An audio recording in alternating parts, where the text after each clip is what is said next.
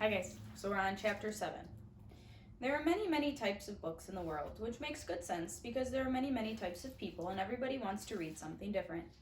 For instance, people who hate stories in which terrible things happen to small children should put this book down immediately. But one type of book that practically no one likes to read is a book about the law, because books about the law are notorious for being very long, very dull, and very difficult to read. This is one reason why many lawyers make heaps of money. The money is an incentive. The word incentive here means an offered reward to persuade you to do something you don't want to do, to read long, dull, and difficult books. The Baudelaire children had a slightly different incentive for reading these books, of course. Their incentive was not heaps of money, but preventing Count Olaf from doing something horrible in order to get heaps of money. But even with this incentive, getting through the law books in Justice Strauss's private library was very, very, very hard. Goodness, Justice Strauss said when she came into the library and saw that they were reading. She had let them in the house, but immediately went into the backyard to do her gardening, leaving the Baudelaire orphans alone in her glorious library. I thought you were interested in mechanical engineering, animals of North America, and teeth. Are you sure you don't want to read these enormous law books? Even I don't like reading them, and I work in law. Yes, Violet lied. I find them very interesting, Justice Strauss. So do I, Klaus said. Violet and I are considering a career in law, so we are fascinated by these books. Well, Justice Strauss said, Sunny can't possibly be interested. Maybe she'd like to help me with some gardening. Whoopee! Sunny shrieked, which meant, I'd much prefer gardening to sitting around watching my siblings struggle through law books. We'll make sure she doesn't eat any dirt, Klaus said, bringing Sunny over to the judge. Of course, said Justice Strauss. We wouldn't want her to be sick for the big performance. Violet and Klaus exchanged a look. Are you excited about the play? Violet asked hesitantly. Justice Strauss's face lit up. Oh yes, she said. I've always wanted to perform on stage since I was a little girl, and now Count Olaf has given me the opportunity to live my lifelong dream. Aren't you thrilled to be a part of the theater? I guess so, Violet said. Of course you are, Justice Strauss said, stars in her eyes and Sunny in her hands. She left the library and Klaus and Violet looked at each other and sighed. She's stage struck, Klaus said. She won't believe that Count Olaf is up to something no matter what. She wouldn't help us anyway, Violet pointed out glumly. She's a judge, and she'd just start babbling about loco parentis like Mr. Poe. That's why we've got to find a legal reason to stop the performance, Klaus said firmly. Have you found anything in your book yet? Nothing helpful, Violet said, glancing down at a piece of scrap paper in which she had been taking notes. 50 years ago, there was a woman who left an enormous sum of money to her pet weasel and none to her 3 sons. The 3 sons tried to prove that the woman was insane, so the money would go to them. What happened? Klaus asked.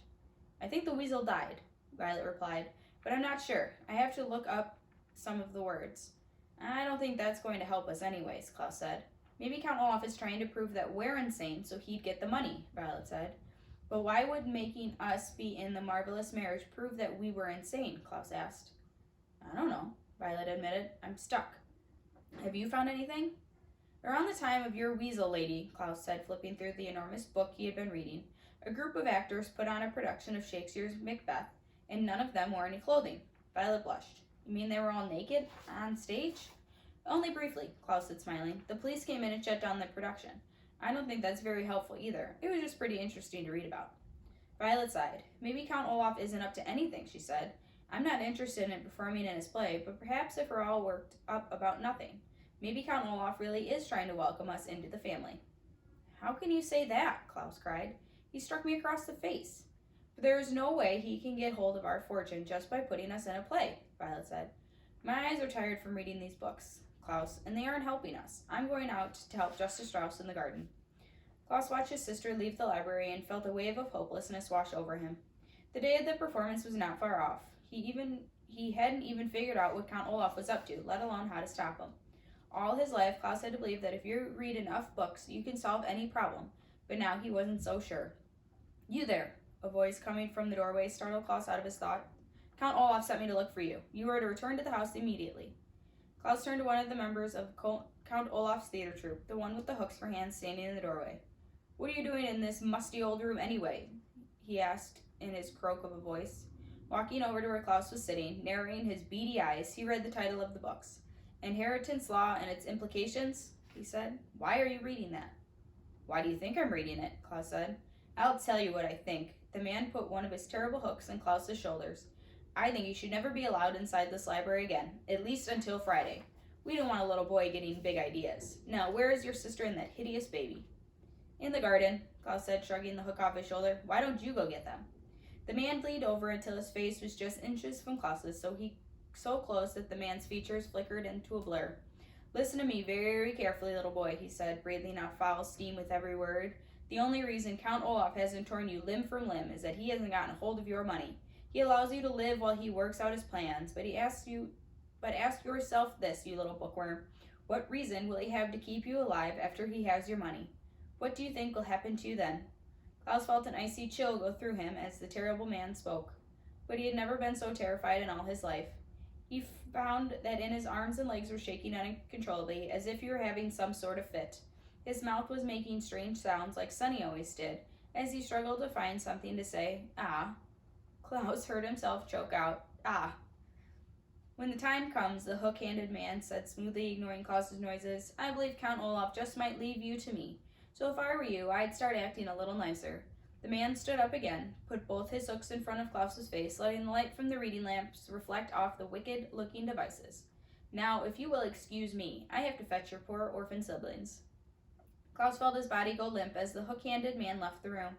He wanted to sit there for a moment and catch his breath, but his mind wouldn't let him. This was the last moment in the library and perhaps his last opportunity to foil Count Olaf's plan.